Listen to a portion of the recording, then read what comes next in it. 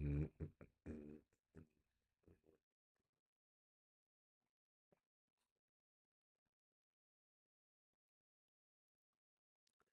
Yeah. What up? This is Mr. Royce J Media, coming at you guys with another live stream, helping you get through your day. How you guys doing out there? Let me want to get a little music going. Some licensed music. So we'll we'll proceed with that. How you guys doing today, man? I'm chilling, chilling.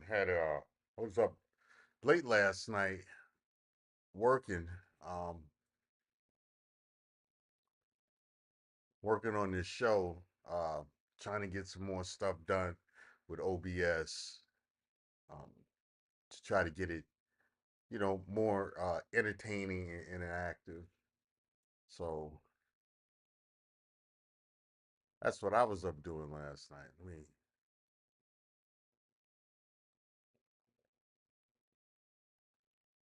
Yeah, yeah. So that's what it was, more or less, for me.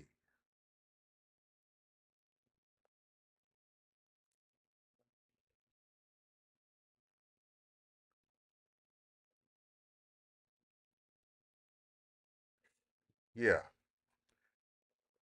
yeah. I got started later than I wanted to today because man, I didn't go to bed till like 2 in the morning. It was rough, you know. But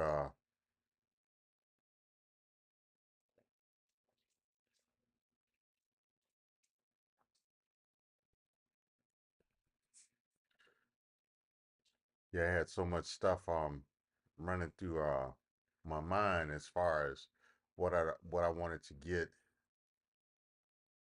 um what I wanted to do with this show. So that's uh that's pretty much the gist of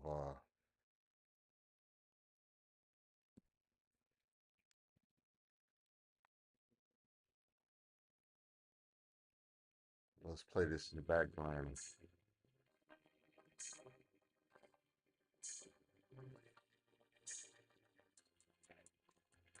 Yeah.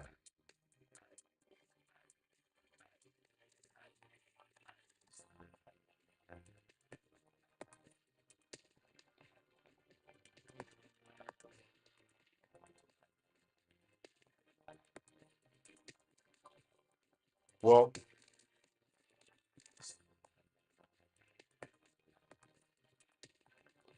you guys hear that? What up, Deacon Dave? Good morning, top of the morning to you, sir. I appreciate you for stopping in to stopping in to Royce Babble, listening to me run my mouth. You know,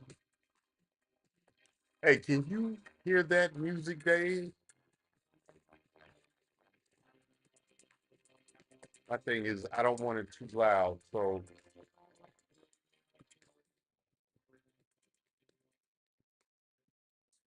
have it in the. I want to have it play in the background, though.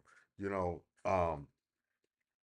I signed up for this music app like way back in October, and at first the subscription didn't seem like it took, but then all of a sudden I saw last month I was getting charged for it, so I was like, um, yeah, I need to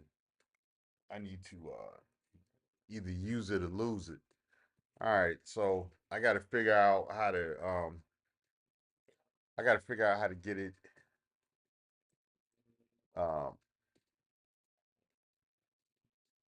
get it so to where I can play the music like in the background as part of the show. So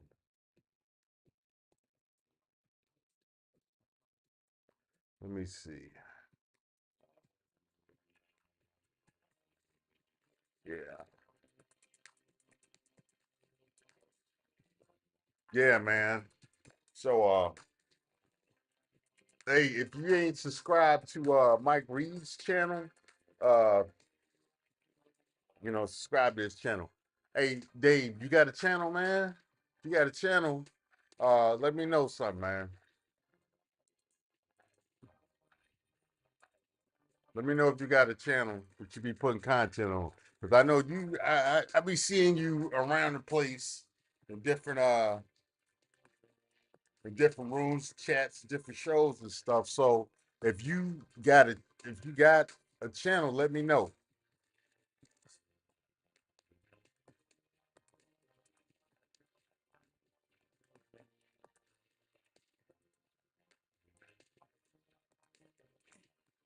I'm gonna do this, Dave. Take that. Take that. Be like Puffy, no homo. Take that. Yeah. No channel. All day. Okay. All right. Well, hey, you could mod up on this channel, man. You can help me out. Run this channel. Yeah. Yeah. So yeah. Um, but man, I was looking at this academic situation. I'm kind of late to the party with this academic situation, but this is actually something I should be talking about because this is something that I've talked about in the past. And now it's with a lot of these Me Too accusations. Yeah, back in the day, when uh, you know, 30 40 years ago, 10 years ago, I was hanging out with Lil Larry and Lil Larry, he took it. He said, "I like you and I want you," and he took it from me. And there's no way to prove it that this happened, but you know, um, a lot of these women are making these accusations, and they're going straight to civil court rather than to criminal court because they know the burden of proof for what happened is higher with criminal court. So they're going straight to civil court in hopes of getting a settlement to make the claim go away, or to because civil court is based on uh, preponderance of evidence rather than um, the proof beyond a reasonable doubt. So because the bar, the legal standard for evidence is lower in civil courts. These women are going to civil courts hoping to get a payout either through a judgment or through a settlement. And so this is what we have happening. You got a lot of accusations flying from, in some cases, man, damn near 50 years. So um, this is what we're seeing happen, or even after cases have been accusations have been looked into in the past, and they were either dealt with, or lots of times by there's not enough evidence to pursue charges. These accusations are popping up again because of the chance of a payout. And this is what we see happening, and it should be a concern because not only is this a situation where people with a lot of resources are being targeted, men with a lot of resources are being targeted. um if you are still working, and you work for an employer, and you're in the runnings for a promotion or something to that, um, something to that effect. Like you may be a boss, uh, you're in runnings for promotion or something like that.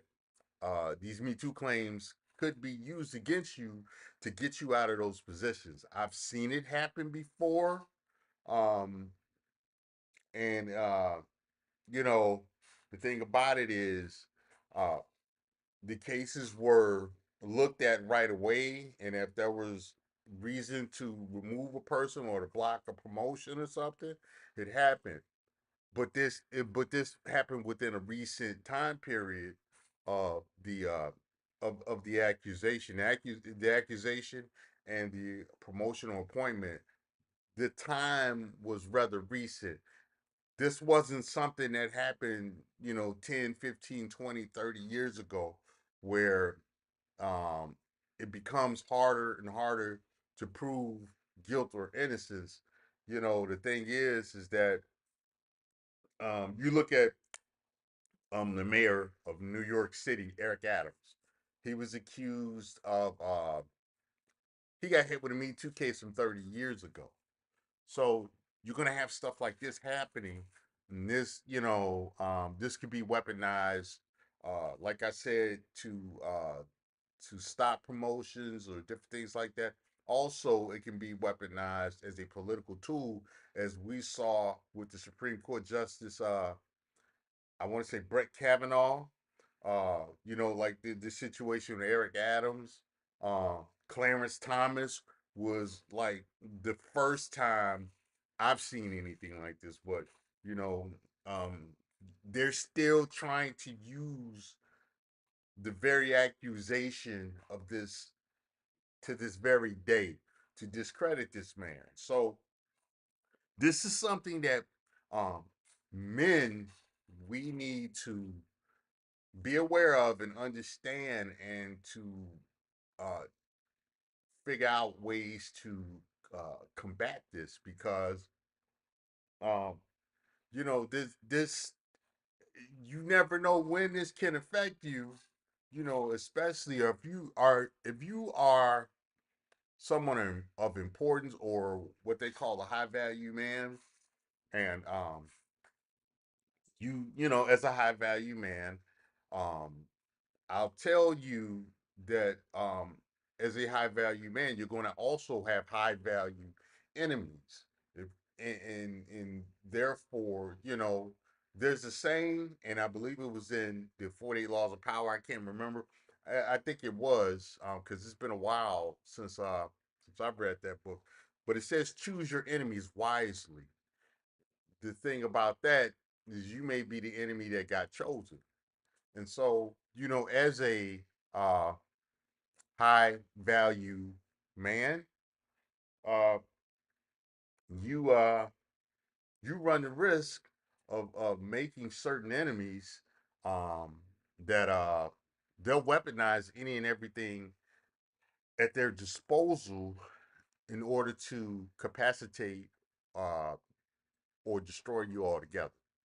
So um, this whole Me Too thing, I'm telling you, it's really an act of war.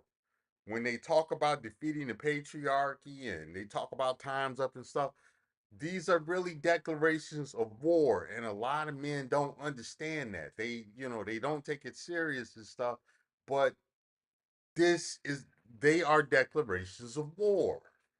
There's nothing. If a man said stuff like that to you as a man, and they started using whatever is available to take money out your house, to ruin your relationships, to ruin your lifestyle and different things like that, possibly imprison you, take your freedom and different things like that, ruin your reputation. That is an act of war. We see this when it comes from another man, but why is it that we as men we don't see this coming from women?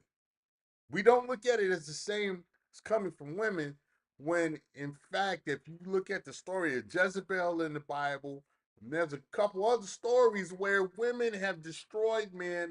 Delilah, Jezebel, they have destroyed men without laying a single hand on them or throwing firing a single shot without drawing a actual sword. They have destroyed men.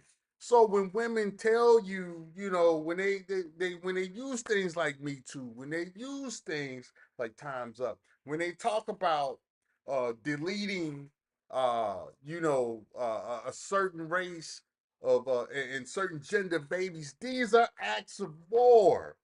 These are the type of women that are at war with you. And this is not all women.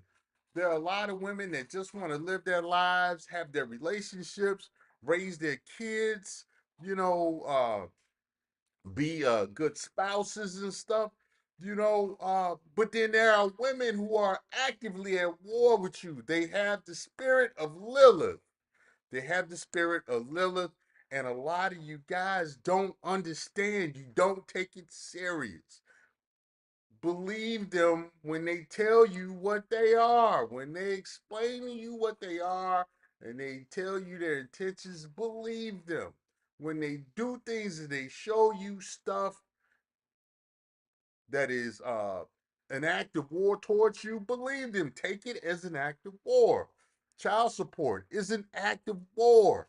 And the funny thing about child support is that the way a lot of these laws and stuff are are constructed, you can be appointed as the father. You don't have to be the biological father. You can be appointed. She can say it's you, and she could once she says it's you, then she could civilly sue you because child support is a civil suit basically. She can sue you, um, affecting your income, affecting your time, affecting a lot of things. That's an act of war. She is destroying your peace. She is waging war against you. And a lot of guys don't see it that way.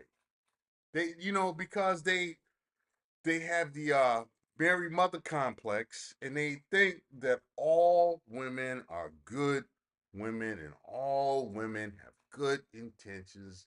Like they look at all women like they look at their moms, even if their moms weren't shit. If their moms weren't shit as a person, they still look at her as as being a good person. You know. And getting back to the topic, with this Me Too pivot, um, you best believe we're going to see more cases like this where you know it's not just going to be sexual. It'll be all kinds of, now everything is abuse. You got financial abuse, you got emotional abuse, you got you know you have the standards, the physical abuse where anything a woman does to a man is not abuse, but if that man defends himself, if he tries to push that woman to get out of the way so he can get away from her, it's still abuse. It's still a crime. You're going to they're going to weaponize stuff like that too. And so we as men, we have to be cognizant.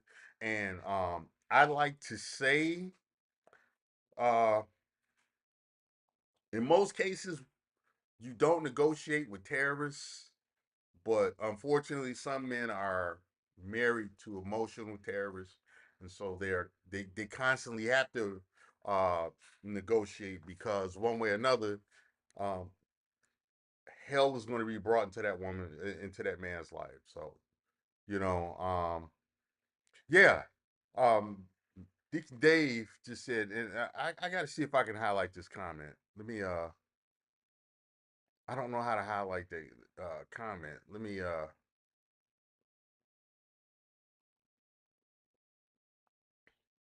I am learning let me see if I can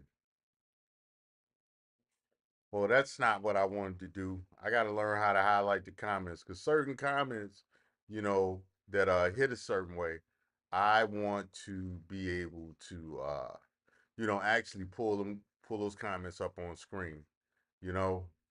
But yeah, they have accepted the premise that all men are bad, that all women are innocent, and the thing about it is, it's like, um, don't believe your lying eyes, you know, they,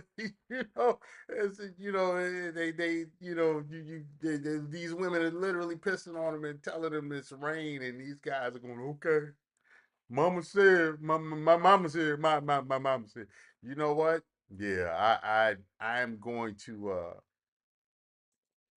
I got an idea for for another drop that, based on that. So, but yeah, this is what we have happening, man.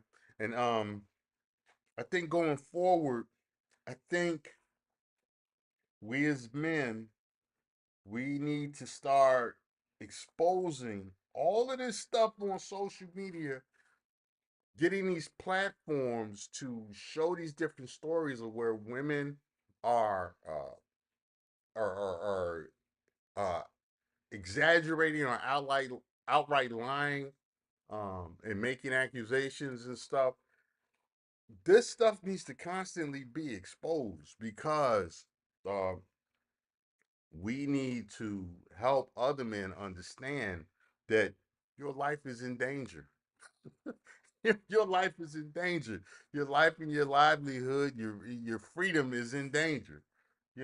From women either who want revenge for a failed relationship, or a failed transaction, women who just don't like men, um, or women who, uh, who challenge the man, be it, physically or professionally, and lost. They, these are women who want revenge, and and that's not to say that there aren't women who have actually been harmed, especially in a sexual manner. That's not to say that this hasn't occurred. I did 29 years in law enforcement. I've seen sex crimes. I've investigated sex crimes, and there are women who are truly victims of that type of crime.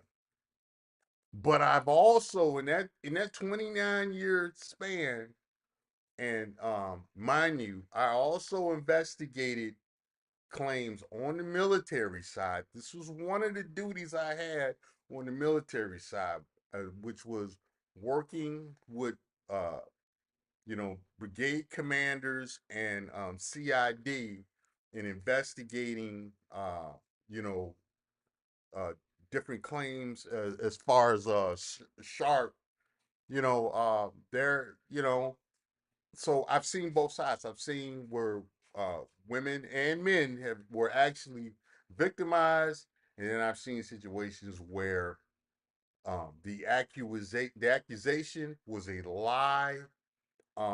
In quite a few cases where there was no contact at all.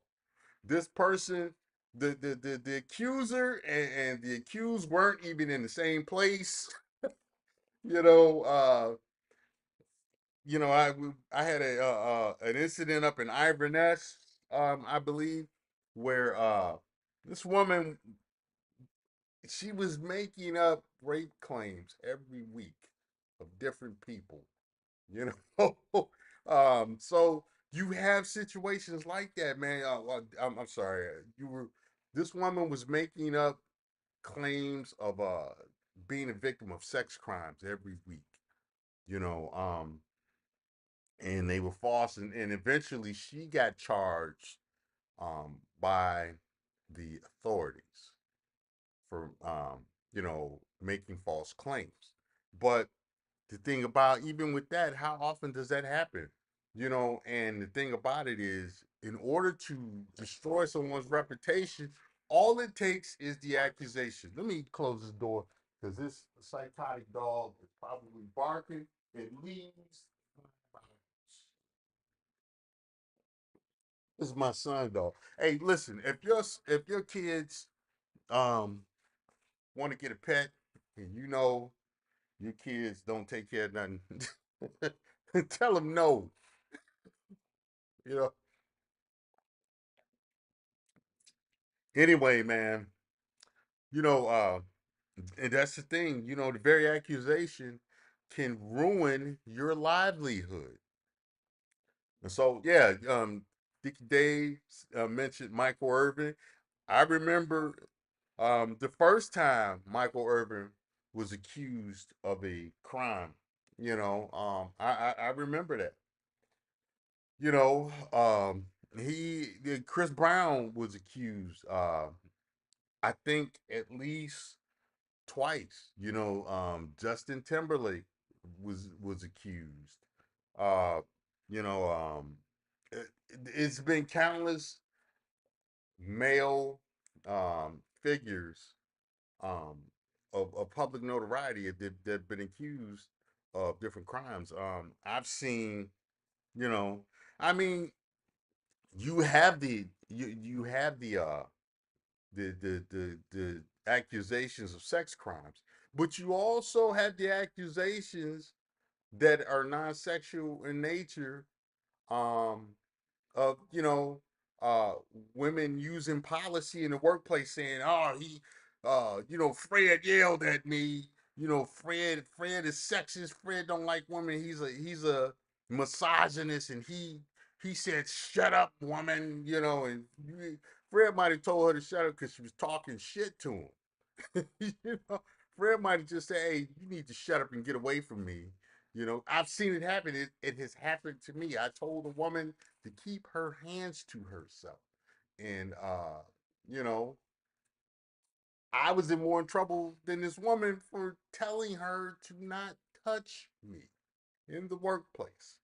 So, you have those things, because not only will they call you a sex criminal, but you can also be called a misogynist, a chauvinist, and different things like that because of an accusation, because of you being accused um, of offending a woman's sensibility. So this is stuff that we as men we need to talk about. This is stuff we need to constantly expose it. We need to put these women on a list that make false accusations, that lie and exaggerate. Um, they need to be put on a list, and that list needs to be public, and that list needs to have legal protection. So it needs to be like the the the offender registration. You guys know what I'm talking about. You know exactly what the registration list, where that follows you everywhere you go.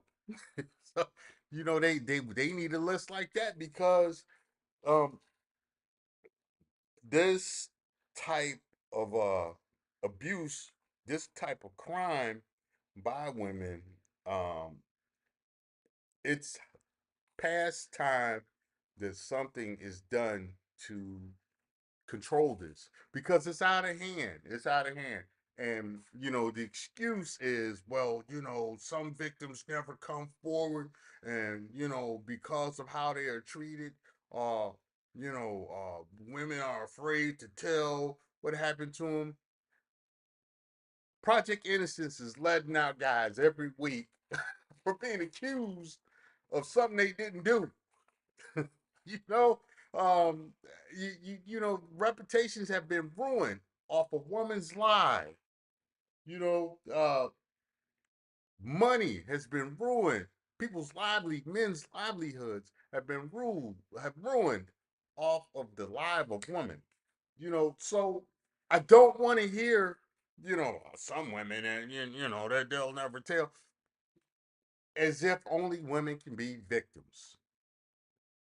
This is the thing, and Dave mentioned this earlier, that the public, have accepted the premise that all men are bad and that all women are innocent. And that is accurate, but it is also not true as far as what reality says. Even though what Dave said, this is Dave was 100% correct that they have accepted, the public, the general public have accepted the premise that all men are bad and all women are innocent. Dave was on point with that, but the truth, the reality is that this is not the case. Women lie, men lie. Everyone is capable of lying just like everyone is capable of telling the truth. The thing is that we it is programmed. And the most people that if a woman says something, she must automatically be telling the truth. And you can see this programming, you can see it actually start with very young children where you have women, they'll be playing with a baby. I call this manipulation of trust that they do. They they'll be playing with babies and little kids and they go, did the bad man hurt you? Did the man did the bad man, was he mean to you? Did he hurt you? This is programming. And a lot of you all don't take it serious, but that's what it is. That is that woman programming that child to think that men are bad. And y'all go, oh, that's the man. This child will grow up with women constantly doing that at this age to where children's brains are most malleable. This child will grow up saying that the bad man hurt me because he said something I didn't like. The bad man hurt me because he told me no. The bad man becomes the man is bad. You are the man. You are the man. You are the man that is bad.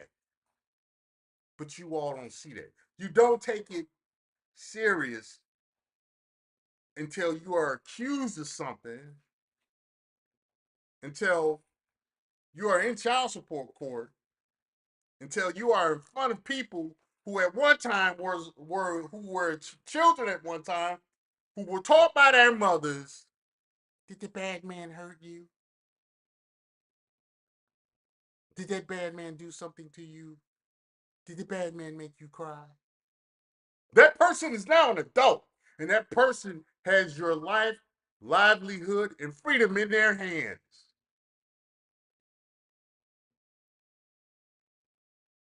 And you know what is going to influence their decisions? That bad man hurt a woman. That bad man hurt my mother. That man is bad. Men are bad. You are the bad man to them.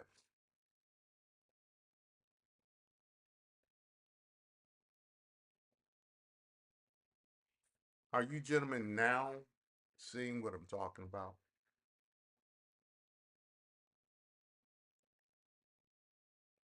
Is it becoming more clear to you? That is programmed. Men are bad. Women are good. Women must be protected. If a woman does something bad, it is a man's fault. The man made me do it. I was abused. How many times have we heard that? I was a victim. They use abused and victim so much nowadays, it don't even mean anything if you really think about it. It has lost the meaning because everything is an abuse. If you tell a woman, if you disagree with a woman and she doesn't like it, if you offend her sensibilities, it is abuse in their minds now. They're standardizing this in academia, and usually the things that become standardized in academia become the basis for legislation later. Men, are you understanding where I'm going now? Are you starting to see, men? Are you starting to see?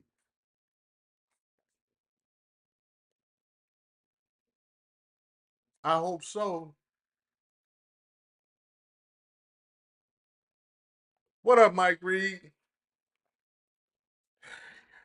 Yeah, what up? What up, brother? That's right. Hashtag believe all women. You know,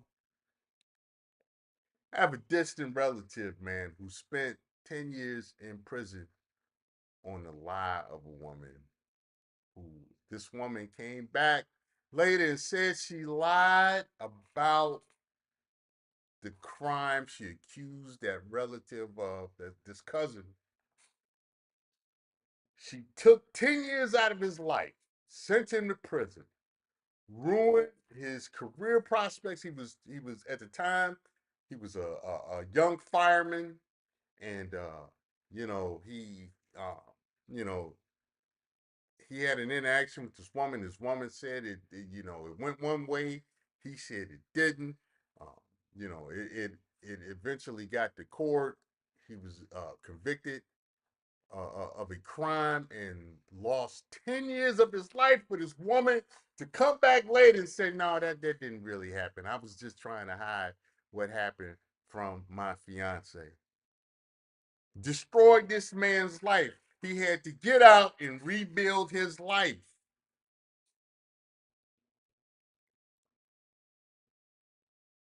He had to get out and rebuild his life. Fortunate for him, he had developed certain skills to where he could rebuild his life, but he had to start over at a later age. He had to start over for nothing. Fortunate for him, he had a good woman who stayed with him, and they eventually got married. Resumed raising a family once he got out of uh, prison. And guess what? The accuser, nothing ever happened to this woman. She walked away scot free. She is living her life. She was never sued. She was never convicted of a crime. Nothing. She was just able to say, "Oh yeah, I lied about it because I didn't want my fiance to know that I was out here doing stuff he wouldn't have wanted me to do."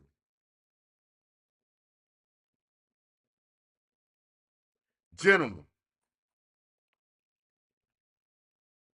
I am one person, and yet I've seen this happen several times. I've seen it happen in the civilian world. I've seen it happen in the military. As I just explained to you all, this happened to a distant relative of mine.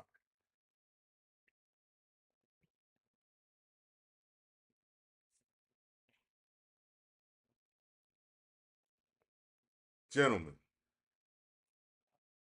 anytime a woman does this, and it can be proven that the woman is lying, that she is exaggerating, that she is misrepresenting the facts, she needs to go on a public list so that other men can research that list and identify her for abusing the system, abusing public trust, and weaponizing the law and public trust against a man for selfish purposes.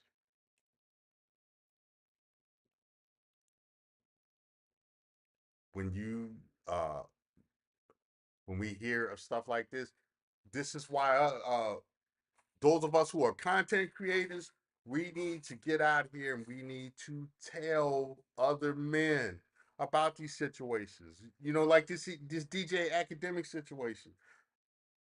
It should be part of a curriculum.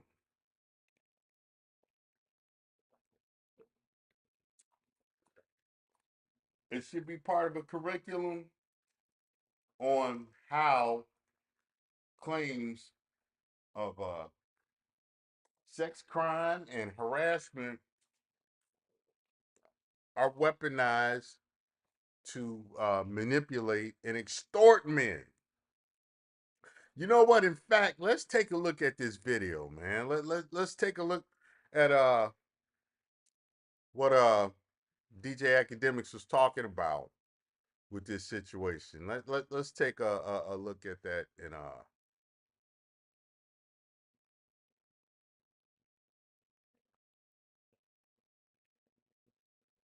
see what was going on with that. Give me a minute. So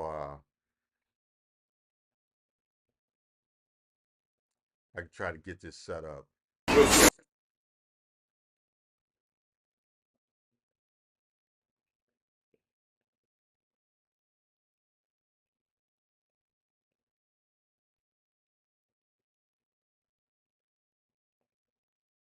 His piss looked like it could melt the USADA cup. And he said it looks like my piss could melt the USADA cup too. Yeah.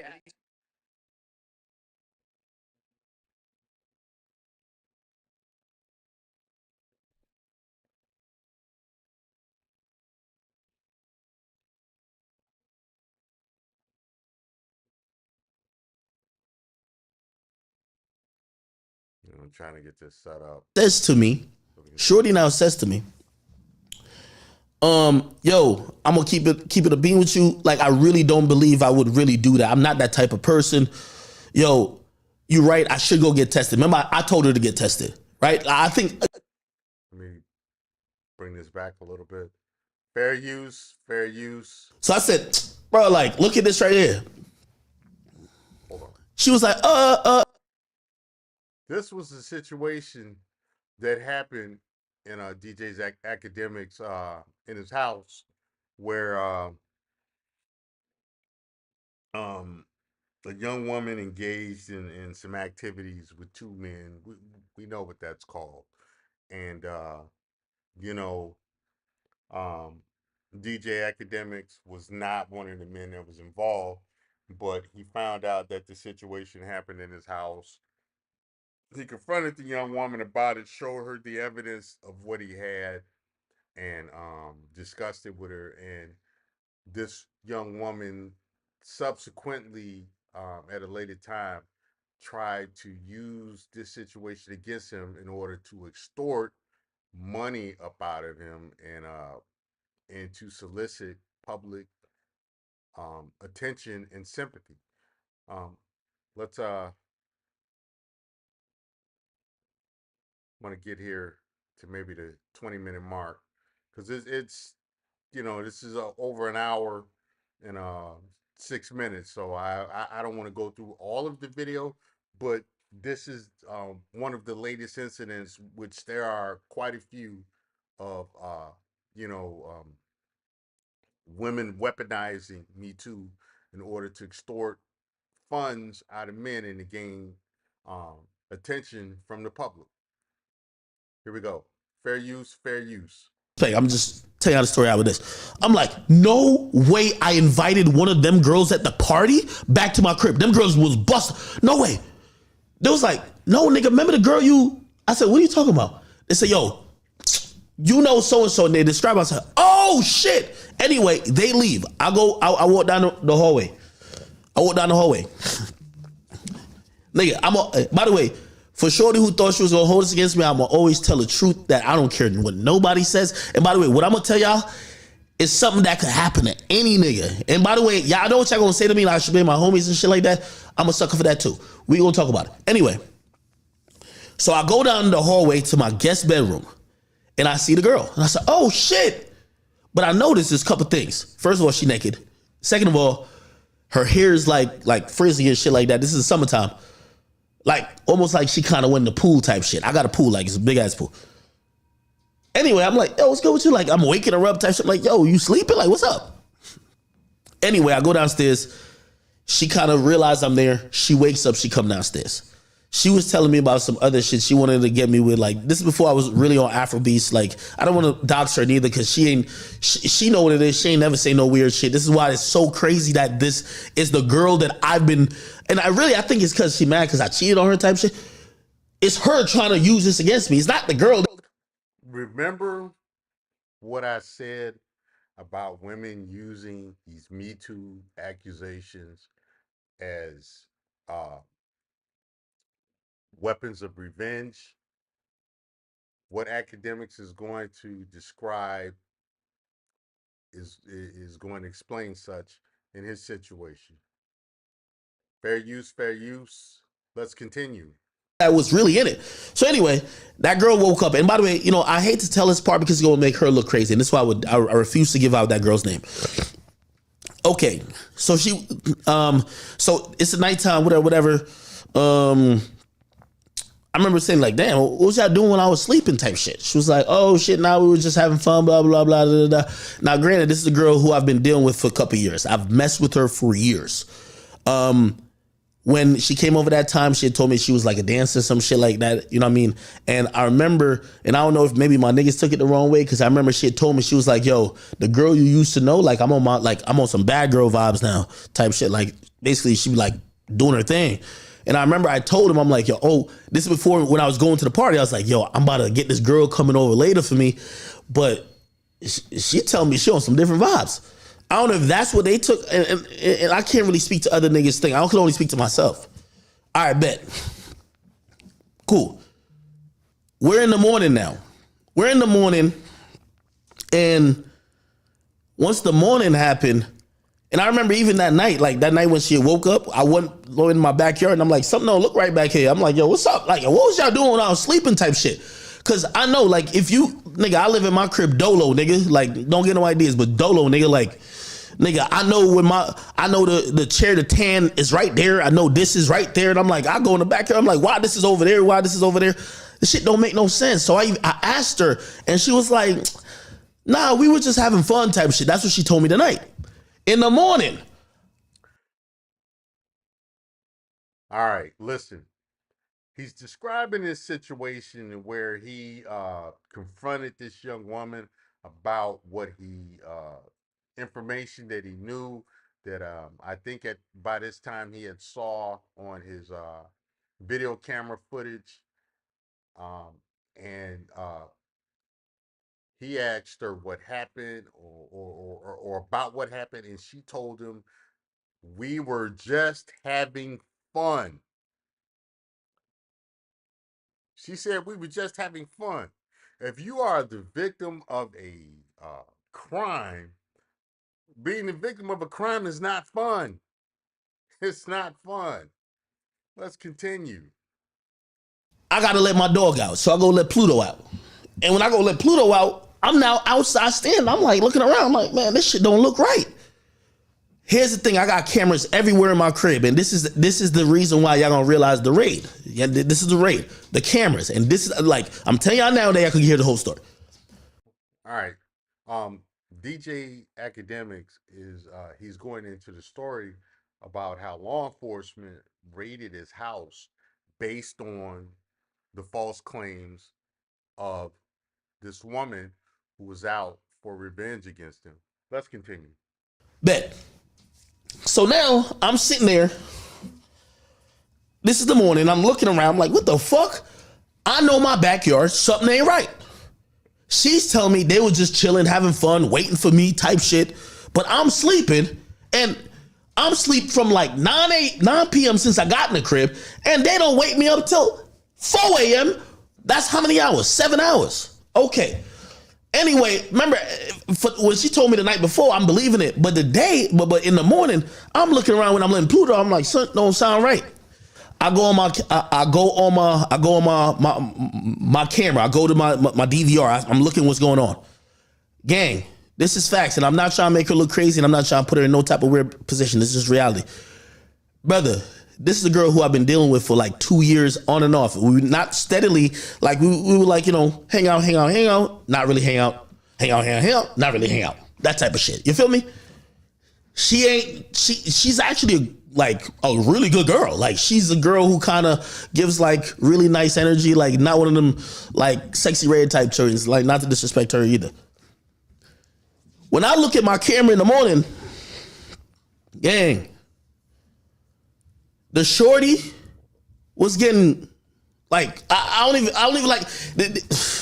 She was getting trained by my two mans, like on my pool deck the night before when I'm sleeping. I'm dead ass. This is what happened, nigga. I couldn't believe it. I'm Fair use, fair use.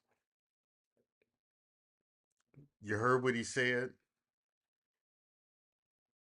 A lot of men have been raised with the idea of that women really don't enjoy sexual activity. Um, this is a lie. You know, women enjoy sex just like men do, probably just as much. Their motivations and enjoyments are based in different places, but you best believe most of them do enjoy sex. You know, of course, they want to be safe and have control and not be shamed, just as men would be. Men, just as men. The problem with that is that we have inaccurate social perceptions about women and sex, and um, women, some women, not all, but some women have figured out ways to weaponize um, that programming that we have um, about women, about our ideas of women and sex. Let's continue. like, what? Nigga, I invited you over here. I paid a lift. The lift was like $200, nigga. She lived, I don't even want to say where she lived. I'm like, what? How could you come to my joint and get trained by my mans while I'm sleeping? Now, this is where I'm gonna be honest with you. Men, y'all gonna learn this lesson from me. And this is sincere. Men, I want y'all to learn this lesson from me. And I will say this, and tears might come in my eye when I say this to you. You could get penalized for being a good guy. I never knew nothing was ever going on. I was sleeping. So when I seen this shit, I'm kind of offended. I'm like, damn, when I talked to her last night, she ain't never told me. And when and this morning, I feel a certain type of way. So I go down to where I usually play Fortnite, and she come down and like, she like covered up, and she was just like, yo, last night was fun. Like, she was kind of like mad jovial about like what happened the night before, but I feel away because I seen it on my camera. I said, yo, you just got trained by my mans. I called you, like I sent the shit for you to come here. Why'd you? Okay, bet. I ain't say nothing to her first. We then go upstairs to my kitchen. And she's still acting like ain't nothing happened. So I'm kind of throwing little hints in there. I'm like, yo, I'm like, damn, I'm like, y'all can't believe y'all ain't wake me up type of shit last night. Like, what happened? You know what I mean? She was like, nah, we were just having fun, blah, blah, blah, blah. And now I'm feeling disrespected because I'm like, yo, does she not know that I seen this shit? Like, bro. So I asked her one question, and this is facts, my nigga. I said, do you know, I said, everything you did last night, right? I said, you wanted to do, right? Because, you know, just off like, because she's acting like nothing happened. And I'm like, everything you wanted to do, right? And she said to me, yeah, I had fun. Everything was cool. Again, that statement from her saying that she had fun. He asked her, did she do everything she wanted to do the night before? And she said yes. And we'll see. We'll let him explain what happened later. Let's continue. I'm a little tight. And by the way, some of y'all gonna hear the story and be like, "Ak, you caused this on yourself," because maybe y'all can say tender dick or whatever, because I could just said nothing and I would have never been in these problems. Because sometimes when a girl is intoxicated or whatever she is, bro, sometimes it's you shaming her that causes her to do some shit, nigga. So she's like, nah, everything is cool.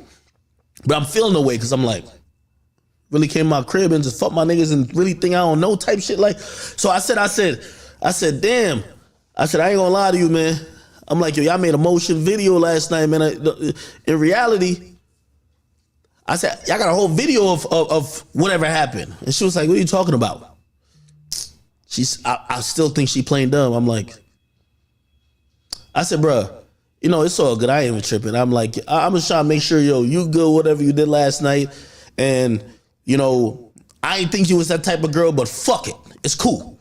She was like, why are you acting like that? Because now I'm acting distant. She's like, yo, why are you acting like that? I'm like, I'm getting mad now because now I'm thinking like, yo, you're playing with me. You're acting like I don't know. You're acting like, bro, this is my house. I tell everybody when they come to my house. Every video, every audio is recorded. Nigga, I got more cameras in my house than the motherfucking casino, bro. Gentlemen, especially for you guys that are not married, you guys that entertain a what they call a rotation, for you guys that are out here dating,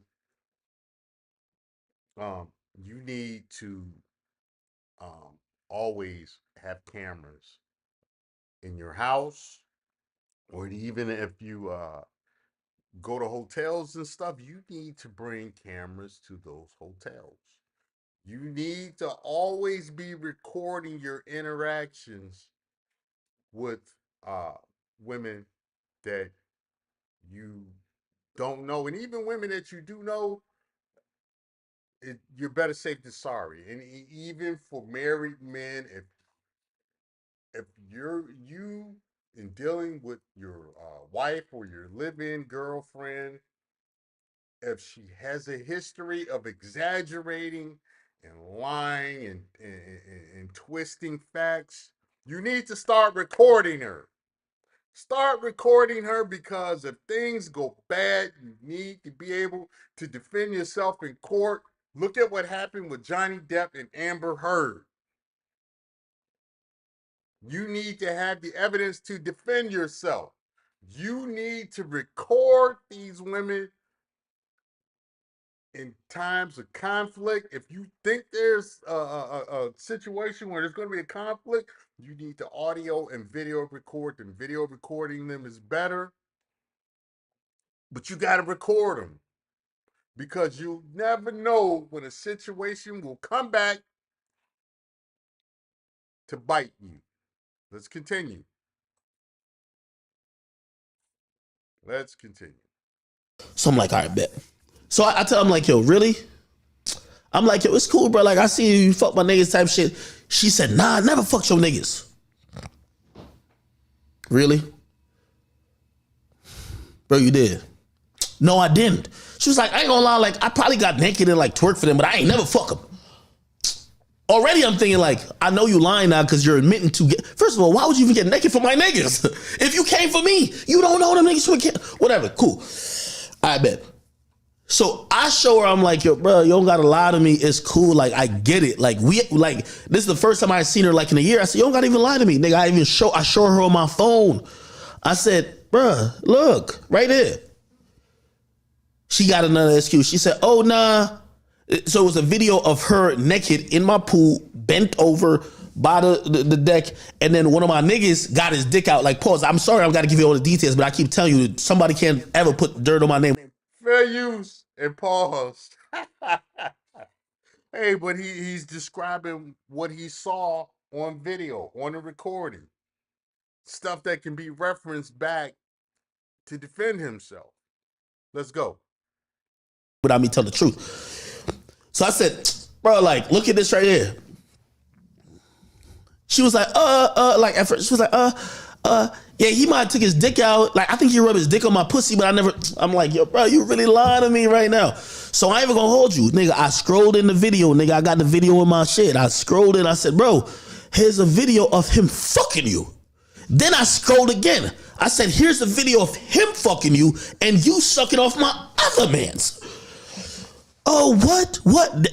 Now the story's changed. The story now becomes, what? Oh, I didn't know that. Was she apologetic? She's like, yo, you gotta believe me. Like, yo, I would have never did that. Like, yo, shit, I'm so sorry.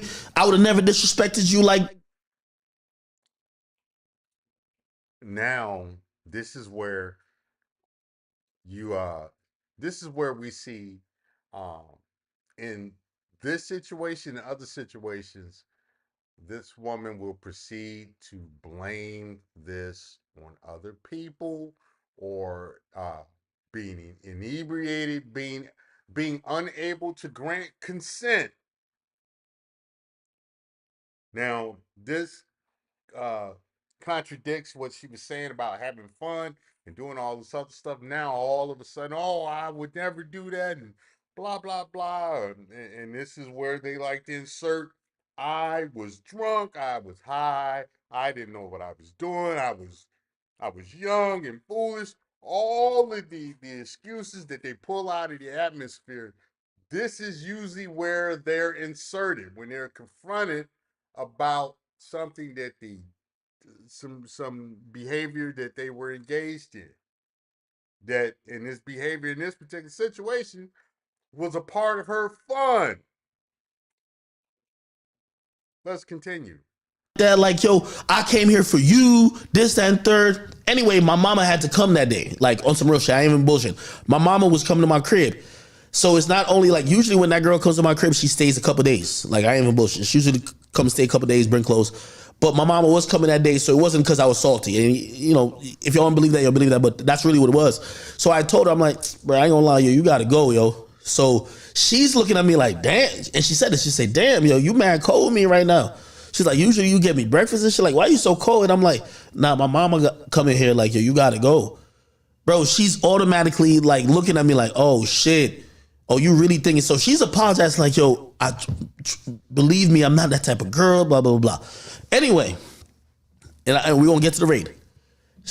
I call her car, she leaves. She calls me in the car. She says, yo, I'm sorry, I don't want you ever think I'm that type of girl. I came there to hang out with you. Like, and she even said this verbatim. Why would I come there and fuck your friends and not you? Like, why would I come there and fuck them instead of fucking you? Like, come on, like, does it make sense? Like, now, this is her apologizing. Cool. When she gets home, and I'm gonna be honest with you, this is I promise, I honestly, to this day, I still think I fucked up by doing this. Because I'm shamed. This is how he set himself up for he helped accelerate himself for the Me Too claim. Here we go. Let's continue. Her now. I'm shaming her. I said to her, I said, yo, I'm gonna keep it a bean with you, bro. You came to my house and had two niggas just fuck you raw. I ain't seen no condom, no none. I told her, I said, yo, you should go get tested, man. Like you done. I said, that's wild, yo. You should go get tested, bro. And from that moment, she started like, because the denial shifted and she kept like trying to like pivot on the denial to, yo, nah, send me the video. Yo, I'm pretty sure I didn't fuck him. And I'm like, bro, you fucked him. And she was like, no, look again. And now I'm getting super tight because I'm like, bro, I'm not about to watch this video of you getting fucked, my nigga. Like, it's on my surveillance. Like, bro, like, I was fucking with you. Like, what? You want me to watch the video of you getting fucked? Cool. She keeps saying that, whatever. She then tells me, by the way, I ain't gonna lie, and I'm gonna keep it being about everything. My homies did not tell me they fucked her. At that point, I only seen on my security cam. My homies did not tell. Remember, they woke me up that night. Yo, let us out. Let us out the crib, or lock the crib. They did not tell me they fucked the bitch that came for me. They never told me that. You know when that conversation happened, Shorty now says to me, yo, I'm gonna keep it a bean with you. Like, I really don't believe I would really do that. I'm not that type of person. Yo, you right. I should go get tested. Remember, I told her to get tested, right? I think, and that's what I said. Like, maybe I fucked up by like, because now I'm making her seem nasty, right? Like, yo, go get tested. What the fuck? She said, yeah, I'm gonna get tested, and yo, you know, I'm gonna get a rape kit.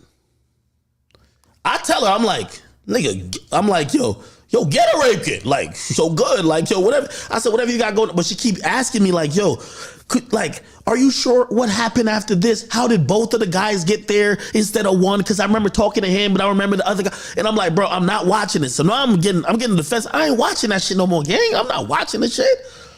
Okay. That's the last time. Gentlemen, once she figured out she may be able to finesse and use the incident to extort DJ Academics, this, in my opinion, and this is all my opinion, but in my opinion, this is when she was trying to get him to say things in order to weaponize against him. Let's continue. Time I talked to her. The next time I talked to her, she asked me one random day, like 3 days later, yo, could I get your friends' names and numbers? Bro, you still trying to, like, I say, yo, you fucked them. You can't get their name and number? Why the fuck you need me to get their name and number? I don't know. Like, come on, bro. Why you keep asking about niggas you don't fuck? Yo, could I get their names and numbers? Bruh. I say, you know, because she keep wanting to say, I want to know exactly what happened. Do you sure nobody used the condom? I said, bruh, from the video I seen, I ain't seen them niggas use a condom type shit. By the way, here's the thing, and for the guys who's watching, this is what being a good guy gets you. Because I could have acted like nothing happened. I could have just chalked it to the game, which I probably should have, and be like, that's a girl. You know how girls are. Yo, I've thought about this a million times. I really think that me making her feel some shame made all this happen. Because the day after, when she walked up to me, she said she had fun. And I'm the one feeling the way like, bro, you had fun fucking other niggas, bro? So this is what I'm trying to tell you. Being a good guy, cut that shit out, man. Don't help no, like, bro, if it don't got to do with you, man, let everybody get it out of the mud. Fuck that shit. So anyway, she keep asking, she say, yo, I want to see the video. I keep telling her, I'm not going to keep watching a video where you're fucking my friends. You were supposed to be fucking with me. Okay. She asked me for my friends' names or whatever. I said, yo, you know what? I'm going to give you my man's number. I said, whatever you want to know about that night, he fucked you, you go talk to him. Y'all go talk, okay? All right. When I get home, I was coming from my studio. And when I get home, 20 minutes after I get home, that's when the raid happens. My mama's screaming. She's saying, get the gun. I'm looking on my shit. I could see it's police. I put my gun away. I locked the other way, guns away. They put me, my mom, Cheyenne in cuffs. They bring me down to the station. I don't know. At this point, I don't know what it's about. They're asking me about the situation. Yo, what's whatever, blah, blah, blah. Let me tell you why they did the raid and why they did the search warrant on my crib. And this is another thing. Yo, after that, bruh, like even to this day, right now, I pay $4,000 for an apartment I don't go to. I got an apartment right now I do not go to because I refuse to bring people back to my crib. I'm going to tell you why. The reason why they did that search warrant, the reason why they kicked the door off my fucking, they kicked my door off. Well, obviously my mom didn't open the door. It was just did what they had to do. But they kicked it off because they felt like my mom, you know, like stalling or some shit. The reason why they did that is because Shorty went to the cops and the cops reading and listening to her side of the story, they're saying, oh yeah, Shorty got R-worded. Academics got the tape. It's at his house, but he don't want to give up the tape. So that's their whole mentality. Act don't want to give up the tape. Everything is on my house is documented on tape. So they kicked my door off, took all my cell phones, took my DVR, and then they bring it down to the station. Also, here's the thing. Everybody knows me in my, like where I'm from. I'm like the popular nigga in my town. So now they bring it down there. Nigga, they even called me. I said, because at first I was so big. I didn't even know what was going on. By the way, I get and I'll tell you the truth. This is facts. My nigga, I'm a rich nigga, expensive nigga. My nigga, I spent $100,000. I got a $100,000 retainer on a lawyer, and I never got charged with nothing. But they serve a search warrant on my crib. So they serve a search warrant and they interrogated me. So I got the best lawyer known to man. I get that lawyer. We're trying to figure out what's going on. They're like, oh, we're investigating this sexual assault. Alleged sexual assault. Long story short, and this is why Shorty who thinks she got something over my head, bro, it's clear as day on tape. You feel me? Matter of fact, I still think the county got my DVR because I just got a new DVR. By the way, they sent me all type of shit like, yo, act you good, like nothing with you, like you're straight. And here's the thing, my friends who's on the tape fucking the girl, they didn't get charged. It was like, yo, hey, listen, there isn't enough evidence that showcased that you didn't want to fuck them. So the niggas didn't get charged. They raided my crib because it happened. And this is what the lesson I was trying to tell niggas. Bro, don't invite yo.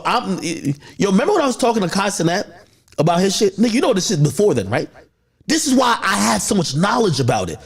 I was that nigga that says everybody come to me because I'm the rich nigga with the big house. Y'all all come party at my spot, nigga. Nowadays, nigga, you not partying my spot for shit, nigga. Let's go to your shack. You not partying my spot. You know what happened? All right. I'm going to end this here, and we're going to the get back to my main show. All right. So, yeah, you know, this was one of those situations, um, one of many where you have um, women weaponizing Me Too in order to both get revenge and against whoever their male target is, and to extort that male target. You know, um, Mike says he sounds like he's mad about it. Yeah, he's mad that somebody kick your door in. You're not going to be you're not going to be too happy about somebody kicking your door in, sullying your reputation. Different stuff like that. Um, the situation. And this speaks to another situation that could be a whole nother show. Is about who you let have access to you. This was a situation in which DJ Academics had people who didn't care about his well-being and his livelihood. They had too much access to him at too close of a proximity. And unfortunately, he had to pay a price for it. You say it sounds like he's mad that the guys didn't get arrested. I don't think so. I think he's mad that the situation happened, and that he's mad that it was taken to the authorities, and I think he's saying the guys didn't even get arrested, so she was lying. I think this is more or less what he's saying, and I think that's just expressionism coming from him. So yeah, um, but yeah, the reason that the police kicked his door in to begin with was because of believe all women. The reason that they, you know, proceeded how they proceeded was because they assumed that what she was saying was true instead of doing the due diligence beforehand, and making the determination, hey, this, maybe we need to just bring this guy in and talk to him without having to kick his door in and stuff. To me, in my professional opinion, and being someone who's investigated cases like this, who's done, I've done probably 1,000 search warrants during the time I was working in law enforcement. Um, I think they jumped the gun. I think they didn't have enough to justify a search warrant, and they hopefully DJ Academic sued. You don't just kick the door somebody's door down because somebody else says, "Hey, they got video of them selling drugs over there in the house, next door. I saw some drugs in there, uh, you know, um, 6 months ago." That's not, you can't kick somebody's door open for that.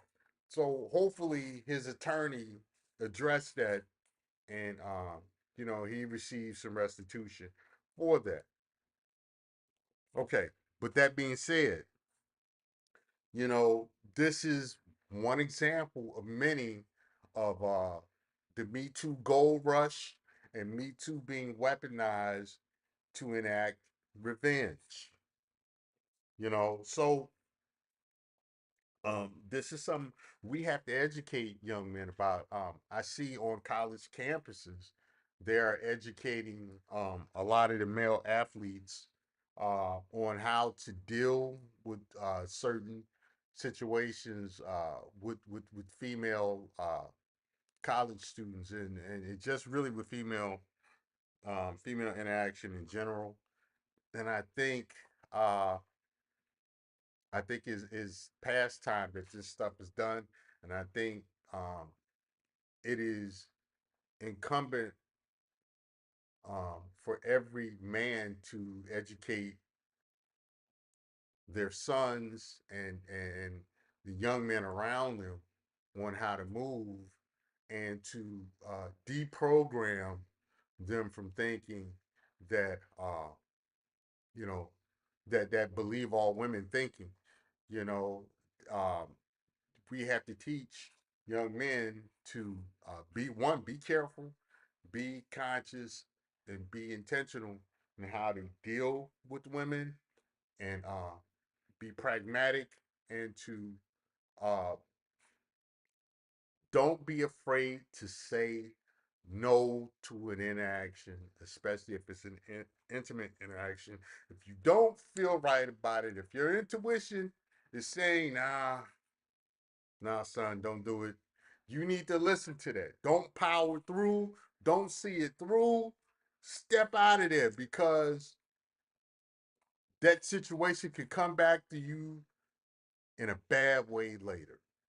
We need to listen to our intuitions about different things, about certain interactions with women. We need to teach young men to listen to those interact those intuitions, and we need to teach them that it is okay to say no.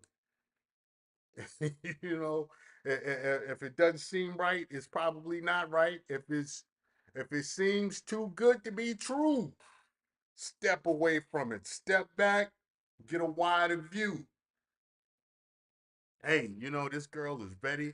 She's fine. She's ready. She want to do all of this stuff. Second guess her intentions. Second guess her intentions, because that few minutes of pleasure could wind up in 18 years of a financially transmitted disease. Shout out to Edward Anderson, who's a content creator on YouTube. Check out his channel, Edward Anderson. He came up with that term, financially transmitted disease. Um, I'm going to give him credit for that, because he didn't make that up, and I would like him to give me credit for the Highlander nigga syndrome, because that is mine, and he uses it a lot. For some reason, he thinks he created that. I know for a fact I created the Highlander nigga syndrome. But he came up with financially transmitted disease. Shout out to Edward Anderson for that. You know, or as a man, interaction could wind up in something worse, a ruined reputation and jail time, or loss of life, because there are guys that will crash out on behalf of women when women have lied. There was a report out of New York a couple of years ago where a young Dominican man was killed because his sister lied and said something happened.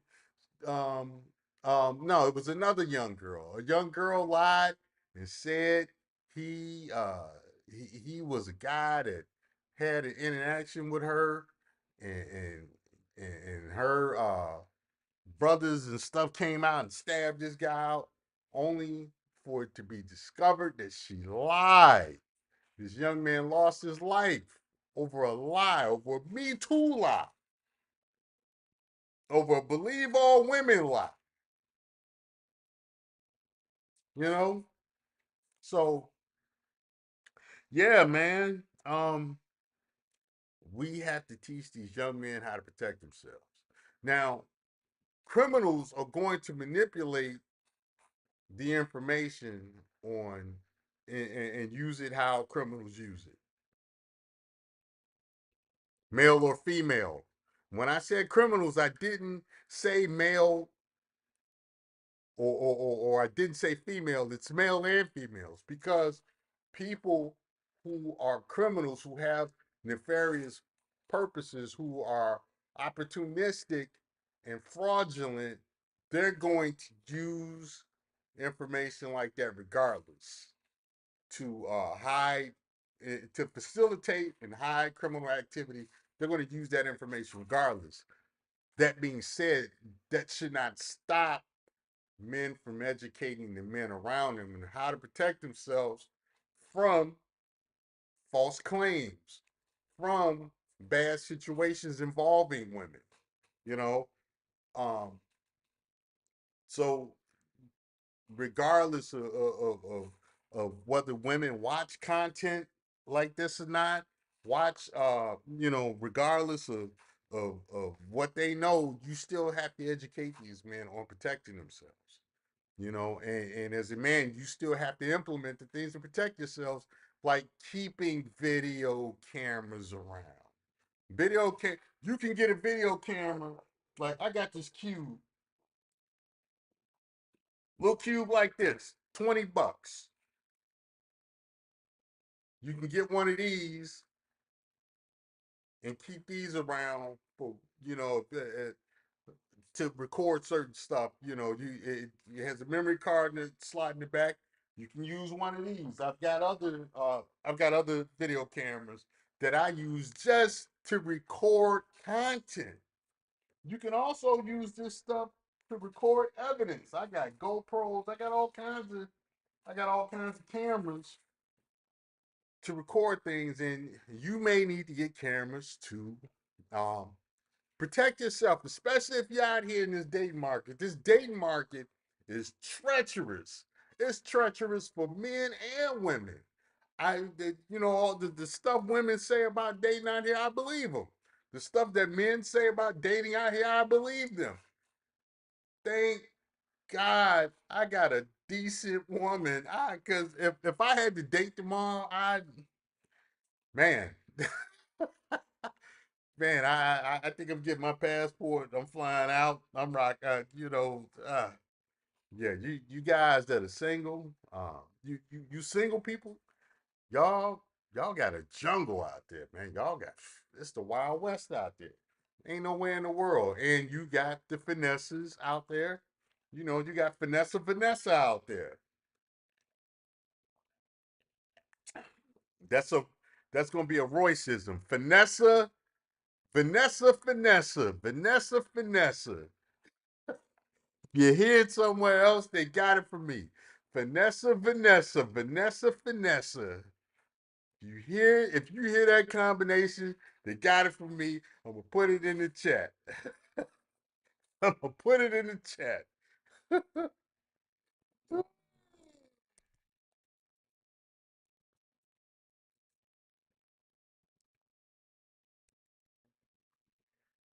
gonna put it in the chat. I'm gonna hashtag it. If you hear it from somebody else, they got it from the boy. They got it from me. They got it from Mr. Royce.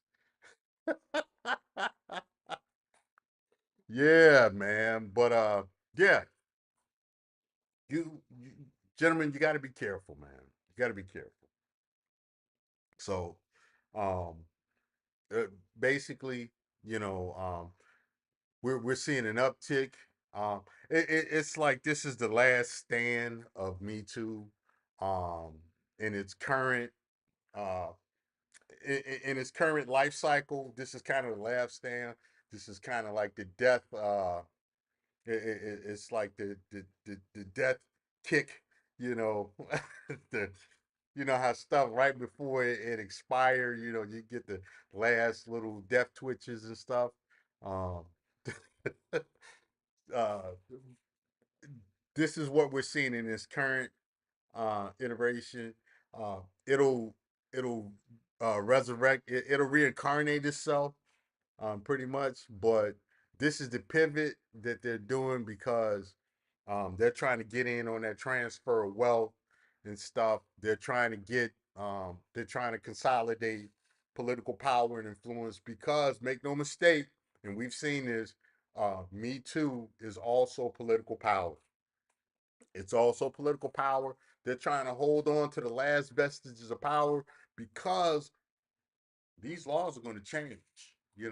Right now we're starting to see more mandatory DNA testing legislation being put up.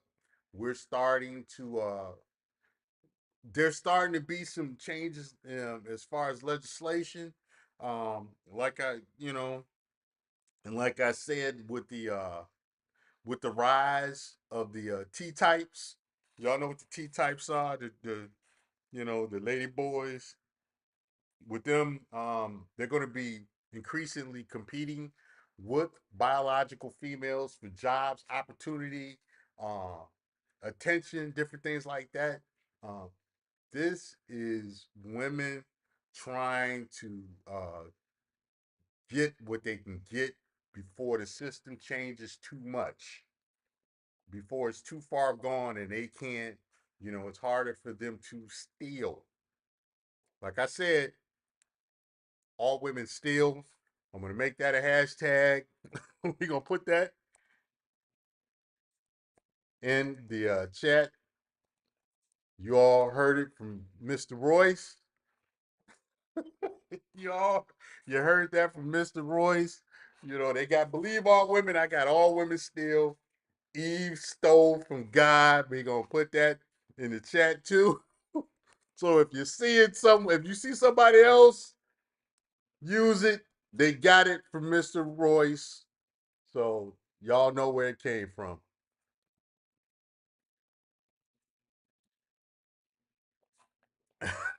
you know. So anyway, this is Mr. Royce. Royce Media, like, share, and subscribe. Thank you all for coming in. If you have not already hit the like button, please hit the like button. Going out, do me a favor, share my videos.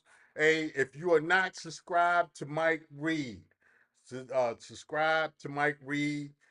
He's got he's he talks about appliance repair and the appliance repair industry. I watched a couple of his videos. He's got some solid work on there. Um, his channel is hold on. Hey Mike, put your channel and stuff in the chat, man. Advertise your channel, man. Spam the channel with your information, man, so people can know where to go. I was listening to a video this morning um from Mike Reed. Let me see. It's the Mike Reed channel. Mike, put your channel in the chat so that you can have some people come in there. We're gonna talk more about uh side hustles and stuff. I'm gonna touch bases with Mike. We're actually gonna set up a show to where we talk about appliance repair. I think it's a great side gig, or it can be a great full time business. I do some appliance repair as a hobby. Right now, I'm working on replacing a motor for a Samsung dryer that it'll run a few seconds and it'll stop for 2 minutes and start back up. So I do appliance repair. Mike Reed is a professional in this field, and he'll show you, he'll get you the training and show you how to set up to run this as a side business, a full business. Check out his content. Me and Mike are going to do some stuff together so you guys can get more information from my brother Mike Reed. So, if you have any questions or show topics, get in my chat, email me, get on my Facebook page, send me some stuff. Let's get this, let's get my platform popping, and let's entertain the audience. Let's make this is not going to just be my show. This is going to be our show. The Royce show, Royce Babble, is going to be our show. Hey, I love you guys. This is Mr. Royce from Royce Media. Like, share, subscribe. I'm out. I'll come back later.